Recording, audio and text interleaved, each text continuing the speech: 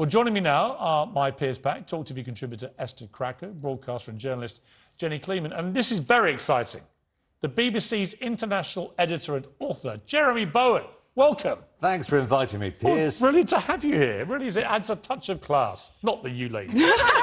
Thanks. But a touch of class. I want to start, well, first of all, welcome to all three of you, obviously. I want to start, first of all, with the Queen, because we've just seen her in this unprecedented situation where Boris Johnson and Liz Truss go up to Balmoral for the first time to do the official process of the handover to be Prime Minister. And she did look OK, but she looked frail. I mean, the pictures, she just looked frail. She's 96 years old. Yeah, exactly, yeah. Now we hear that she took a turn for the worse. She's got to spend some time now resting. She couldn't attend a Privy Council meeting after doctors intervened. Ongoing health issues, obviously. I guess, Jeremy, for me, as you're the nearest to her age, obviously,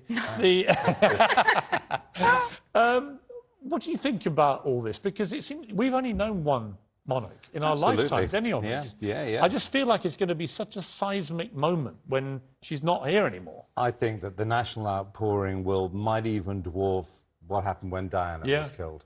I think it's going to be absolutely huge and a national trauma of the greatest extent. Yeah, you're quite right. I was born in 1960. She's already been on the throne for 8 years at that point. It's amazing, isn't it? Yeah.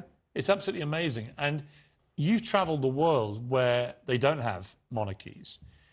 What do you think of the institution of the monarchy in the modern times? Well, I think it's worked for Britain. I think the Queen herself is a national figure like no other, universally respected, even by people who say they don't agree with the monarchy.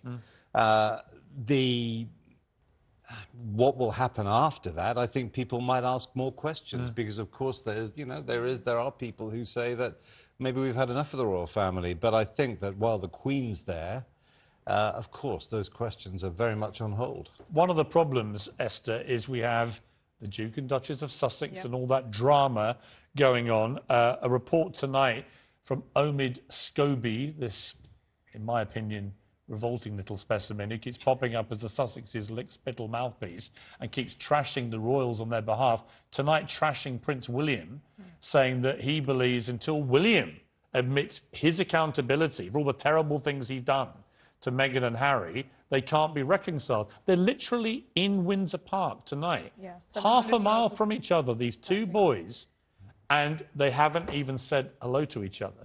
This is damaging. It's not just damaging to them and their relationship, it's damaging to Charles, who also hasn't seen Harry, and apparently, I was told on good authority this week, he feels incredibly hurt by what's going on.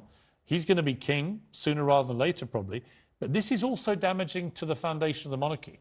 I think this is now the best করে for the monarchy to transition. And I think, I know no one has made this point, but I do think the Queen should abdicate because I do think the country She won't do that. She won't because of her sense of duty. But well, no, it's actually because they believe in the natural law of succession. They believe that once you interfere with that, I was told this by somebody senior in the royal family, that if you start interfering with the natural process, you then let other things come into play. For example, if the Queen was to abdicate and Prince Charles gets killed in a car crash the next day, God forbid, you have a constitutional crisis, which is why they don't abdicate. I mean, we've had one in the last, few hundred years.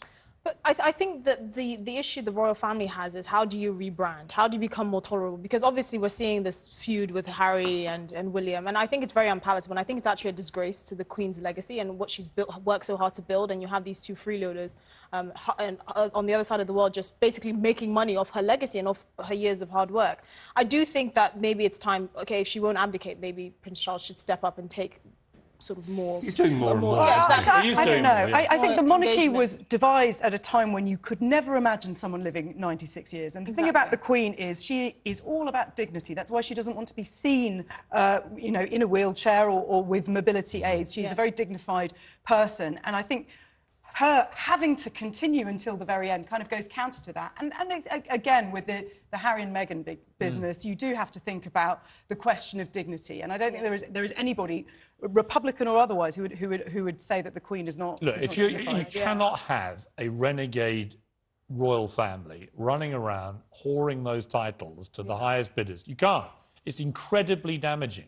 That's why I've been on about this for quite a while, because I could see the danger to the actual future of the monarchy. If it looks like the royals basically don't do any public service or duty, they fly around in private jets preaching about the environment, and then they cash in their titles to Netflix and Spotify for hundreds of millions of dollars. Well, aren't Harry and Meghan getting more and more unpopular? At least so I in read. America. Well, also in America. Yeah. They are, but I think the damage, the drip damage to the integrity of the monarchy, it should not be There underestimated. has to be a distinction between monarchy and celebrity. They're two separate things, and there isn't Which an the Queen's overlap. always understood. Yes, which the Queen has understood, and I think maybe Meghan didn't understand that when she married into the royal family. Oh, I think she understood completely what she was she doing. wanted them I'm to- very cynical about it because I think this is all an actress at the top of her game getting what she wants out of this, using our royal family to make herself very rich and famous. But I think that will only work as long as people want to hear her, and I think I'm getting a sense. I think the thing is, we'd find her less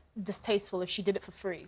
You know, she talks about all the things that she wants to They do. have She to wants to support do charity themselves now. work. They have to support well, themselves. Gotta pay for their own security. Actually, give up the titles. Well, there's Just that be as well. Meghan Markle and Harry, right, and go and do your thing, and fine, see how you get on. Yeah. What I have a problem is they come back here to boost their royal status, to remind people that they are royals, because that's where the money is. And then they trash the monarchy and the institution, and they trash the other royals. I mean, you just can't have it always.